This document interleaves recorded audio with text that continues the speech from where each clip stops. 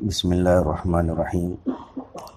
پانچواں سبب کہ میت کے لیے جو نیک کام ان کے متعلقین کرتے ہیں، اللہ تعالیٰ اس کی وجہ سے میت کے گناہوں کو معاف کر دیتے ہیں۔ مثال کے طور پر آپ صدقہ کرتے ہیں، یا کسی نے والد کی طرف سے مسجد بنوائی، والدہ کی طرف سے مسجد کا کوئی حصہ بنوایا، بیوی نے مدرسہ بنوایا، تو یہ جو اپنے عزیزوں کی طرف سے خرچ کر رہے ہیں تو اس کی وجہ سے بھی ان کی مغفرت ہوتی ہے۔ کچھ لوگ یہاں مغالطے میں پڑ جاتے ہیں، کہتے ہیں نہیں، مغفرت اس طرح نہیں ہوتی، کیونکہ حدیث پاک میں آتا ہے کہ جب انسان مر جاتا ہے اس کے اعمال منقطع ہو جاتے ہیں سوائے 3 عمل کے۔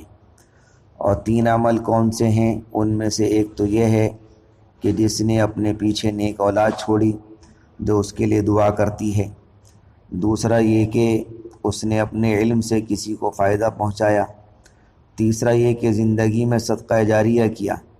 اس کے علاوہ کسی اور عمل کا فائدہ میت کو نہیں پہنچتا، لہذا ان 3 کے علاوہ کسی اور چیز کا فائدہ میت کو نہیں پہنچتا، لہذا کسی عمل کا فائدہ بھی میت کو نہیں پہنچے گا۔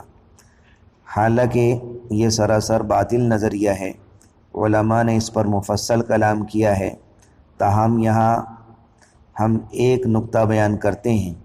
دنیا میں کچھ ایسے لوگ ہوتے ہیں کہ ان کے مرنے کے بعد ان کی یاد میں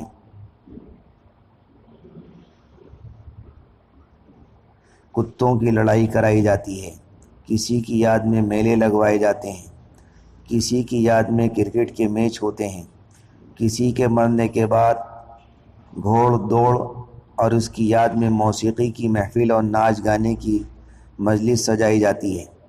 حالانکہ ان چیزوں سے اس کو فائدہ کیا، بلکہ حسرت ہی ہوگی۔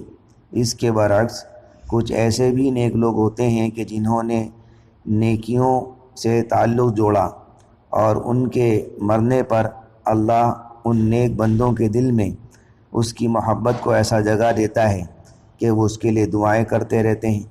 تو حقیقت میں نیکوں کے دل میں اپنے لیے جگہ بنا لینا یہ بھی اس مرنے والے کا عمل تھا، اسی لیے ان نیک لوگوں کی دعائیں اس بندے کو پہنچا کرتی ہیں۔ تو یہ کہنا کہ کچھ نہیں پہنچتا صحیح نہیں، اس نے نیکوں سے تعلق جوڑا، یہ کس کا عمل تھا؟ اب اگر یہ فوت ہو گیا اور یہ نیک بندے اس کی طرف سے عمل کرتے ہیں تو اللہ تعالیٰ اس کے اس محبت تعلق کی وجہ سے ان بندوں کو ان اعمال کا اجر پہنچا دیتے ہیں۔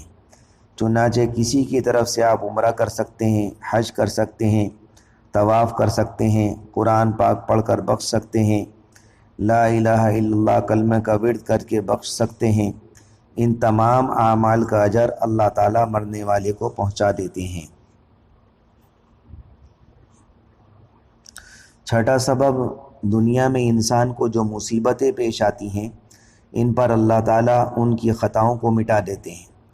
لیکن ہاں، مصیبت اللہ تعالیٰ سے مانگنی نہیں چاہیے، کیونکہ ہم آزمائش کے قابل نہیں۔ ہم روئیں کہ مولا کمزور ہیں، آزمائش کے قابل نہیں، سر پر بوجھ نہ رکھ دیجیے۔ اسی لیے قرآن مجید میں بھی دعا سکھائی گئی کہ اللہ ایسا بوجھ ہم پر نہ ڈالنا جو ہم سے پہلے والوں پر ڈال دیا گیا۔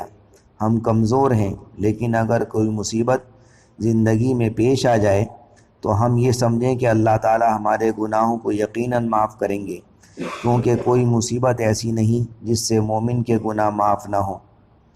یہاں تک لکھا ہے کہ اگر قمیص میں 2 جیب ہیں، دائیں اور بائیں، اور عادت تھی دائیں طرف پیسے وغیرہ رکھنے کی، جبکہ غلطی سے اس نے بائیں طرف ڈال دیا، بعد میں نکالنے کے لیے دائیں طرف ہاتھ ڈالا، اس کو پیسے نہ ملے، اس کا دل پریشان ہوا، آہ نکلی، اوہ میرے پیسے کہاں گئے؟ تھوڑی دیر میں اس کو دوسری جیب میں مل گئے، تو یہ جو تھوڑی دیر اس کو پریشانی ہوئی، اس پریشانی پر بھی اللہ اس کے گناہ معاف فرما دیتے ہیں۔ تو مومن کو فائدہ ہی فائدہ کہ نعمت پر شکر کیا تو ثواب، اور پریشانی پر صبر کیا تو ثواب و مغفرت۔ اللہ تعالی ہمیں عمل کی توفیق عطا فرمائے۔